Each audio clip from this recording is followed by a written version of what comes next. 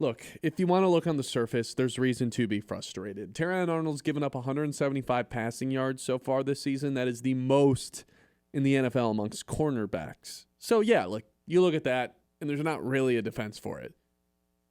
Unless, allow me. Look, I'm not saying that's a great stat. It's certainly not a beneficiary towards him. But the Lions, more than any other team other than the Jets, because they are running the exact same defense with Aaron Glenn out there, they leave their corners on an island. And what I mean by that is they usually have an extra linebacker compared to an extra nickel. They're going to use that Sam linebacker a lot. That's why Derek Barnes is on the field a lot. Although they didn't use him as much against Chicago, they used him a boatload week 1. So there's already one less DB. They run a ton of man, more than anybody else in the NFL. And they're going to get after the quarterback in blitz, which means maybe not 2 safeties over the top. Brian Branch playing in the box, which means Terrion Arnold is left on an island a lot. A lot. And they're expecting Terrion Arnold to handle his business out there. But they're also expecting to get beat through the air sometimes. The Lions' defense, the way it is set up, is they are content with that if it means that they are going to shut down the run. They prioritize stopping the run, which means they are going to be prone to giving up passing yards once in a while. It's not very secretive of a defense what the Lions are trying to do. They're trying to be smash mouth in your face. You don't run the football on us. If you're going to beat us, it's going to be through the air. Have fun with Kirby Joseph lingering around back there.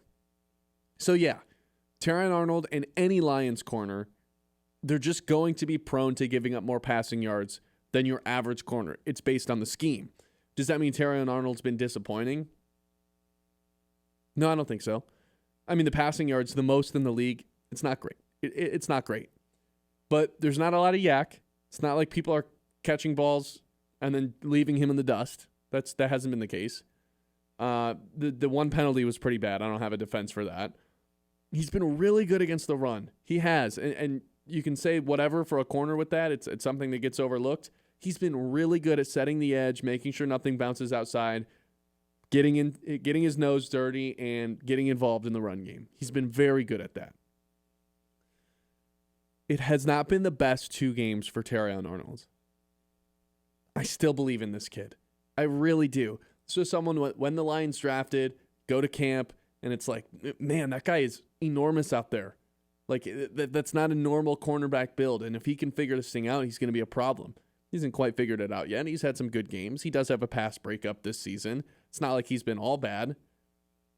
But I think people are a little bit disappointed, especially when you start comparing Terrion Arnold to all of the other first-round picks that Brad Holmes has made here in his tenure with the Detroit Lions. And especially considering Will Johnson is kind of kicking butt in Arizona, and he got taken after Terrion. Look, I guess yeah. Will Johnson, I guess, was just on the board. Could have had him in. And they decided not to go. So here's the thing. I like Terrion Arnold. I'm not going to give up on him. I think this guy is very, very close to really figuring it out. Is he ever going to be like a top elite NFL corner? Probably not. Like, I think we can say that. But it's also been 18 games for him. 19 games for him.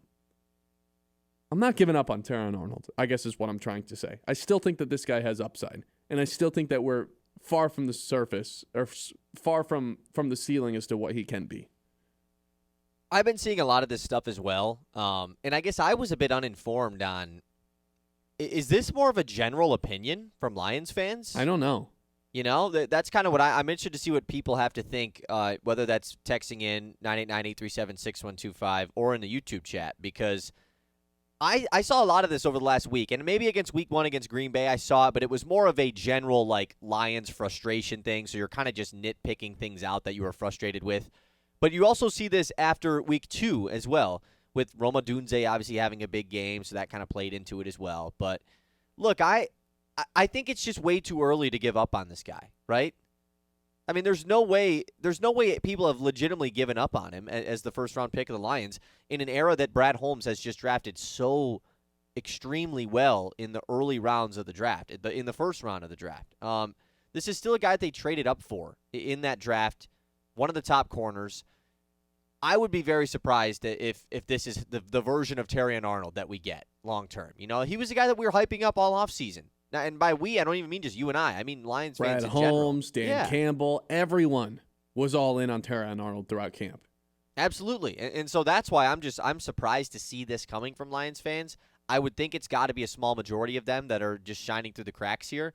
But I'm not ready to give up on him, that's for sure. I'm not even close. We do have one text from Matt that says he couldn't cover me, and I'm 50. Promise you, Matt, he could, in fact, cover you.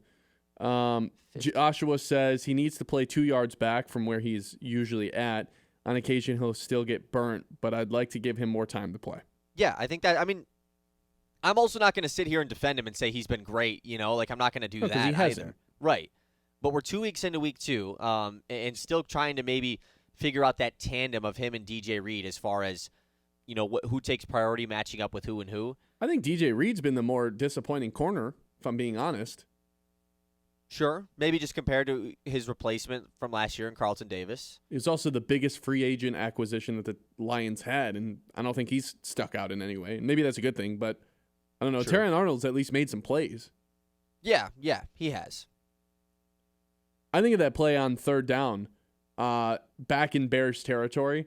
They throw a little out pass to Romadunze, and he just comes in, makes a tackle short of the line of scrimmage, or short of the first down marker.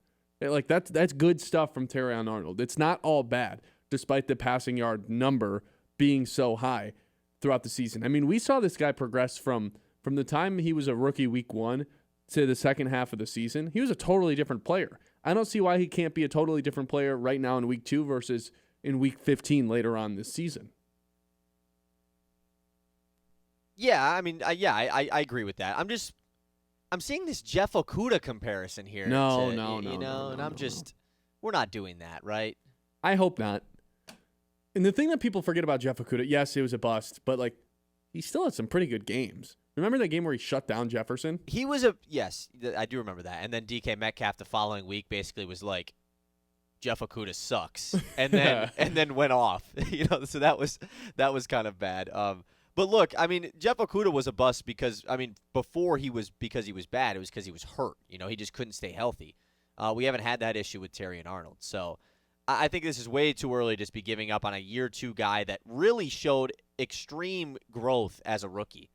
Think about how we thought of Terrion Arnold by the end of the year last year. He was awesome. Yeah. He wasn't awesome, but he was a totally different player from the first He was awesome jump. compared to what he was in the first half of the year. In the first half of the year, it was legit like, oh, wow, this is rough, And it really got better as the year went along, especially after Carlton Davis went down with injury. And that's why he deserved all the hype this offseason.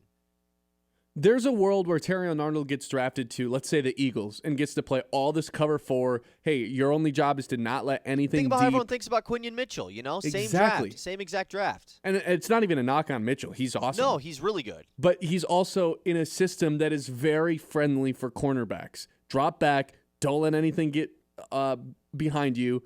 That's your only job. Terrion Arnold's being asked a lot. Terrion Arnold had more man coverage snaps than every single corner in the NFL last season. Think about that. Yeah. As a rookie, he was asked to do that more than any other player in the NFL. We can't compare Jeff Okudah to Terrion Arnold, first of all. 2 totally different regimes, totally different GMs. One of them was taken 3rd. One of them was taken in the 20s. That's very different. And a different defensive system in general. This Terrion Arnold, expecting him to be this lights out Pro Bowl corner, I just don't think is a fair expectation. And that's almost more of a testament to how Brad Holmes drafted and how these other first-round picks have worked out. Until this year, this was the latest pick they had in the first round. Terrion Arnold has not been excellent, to say the least. Maybe he's never a Pro Bowler. I don't think that means that he's a bust. No. You don't have to be a Pro Bowler to be a hit. Well, and I think it's a testament, to one, obviously, like you said, to Brad Holmes, the way that he's drafted in the first round, but also to the fact of, and I think we've talked about this on this show before, but just the amount of cornerbacks that have gotten drafted in the first round in the last 5 years that instantly throw their name in the race of top 5 corner in the league, just within a year of being in the NFL. This has continuously happened now. Sauce Gardner, Derek Stingley. You're even seeing it with the past couple guys. Trent McDuffie with Kansas City was elite right away. Quinion Mitchell, who we just talked about. A lot of these guys step into the league, these first-round corners, and are really good right away. So I think Will Johnson.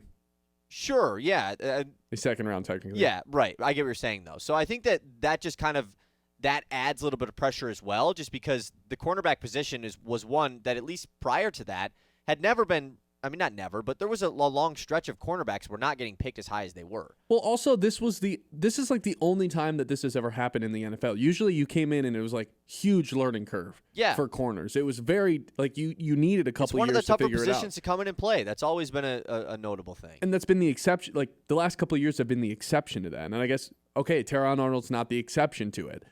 Although like he's already had a pass breakup this season. He's really good against the run. He's going to give up yards. Don't ever expect him to be some shutdown corner. But I think even if you put the best corners in the league on this Lions team, like they're going to be prone to giving up big passing yards because of the way that the Lions like to play defense. Yeah. They're going to run a lot of man. They're going to blitz their safeties.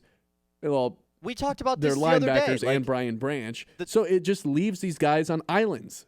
The top receiver of the other team is just always going to have a good game against the Lions. Yes. Like that's what we talked about because they shut down the run, and like you said, they're leaving a lot of one-on-one stuff. And that's it's what Dan schematic. Campbell talked about in his post-game yesterday. Like the one-on-one stuff. They won way more one-on-ones yesterday than they did against Green Bay or this week. So, yeah, I mean, it's like DJ in our YouTube chat says the same thing. He's coming to a team with a ton of expectations, so we'll see by the end of the season. He had a great game Sunday, TBH. Like, I think that's a good point, too. He came to a team where it was like, hey, our team is really good except cornerback. Yeah. So this is like our only weak spot. You should be, the fix for it now. Like that's a lot to put on a kid. If he's getting beat, I think it's less so of like, oh, you got toasted, and it's more so the pressure didn't get there to the quarterback. That is how the Lions defense is set up. Like they are trying to get after the quarterback at all times. It's not rare, but like they're not sending 4 guys at the quarterback very often. If he's getting beat in that area, okay, like that's a little bit different.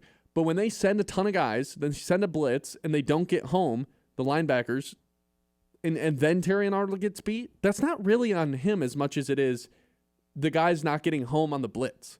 He's going to give up passing yards. Now, get it out of your head if you're expecting him to have these ridiculous, you see it on Instagram afterwards, like 3 targets, 0 passing yards allowed, 0 reception. That's never going to be Terrion Arnold, ever, because of the way the defense plays for the Lions and the way the system is set up. So get that out of everyone's head. The expectation I don't think needs to like be lowered. It just needs to be adjusted based on what the Lions are asking him to do. I'm not giving up on this guy. I think he's very close to finally, I don't know if breaking out is the right word, but not being someone that the Lions fans are negatively talking about for every Monday for the foreseeable future. 989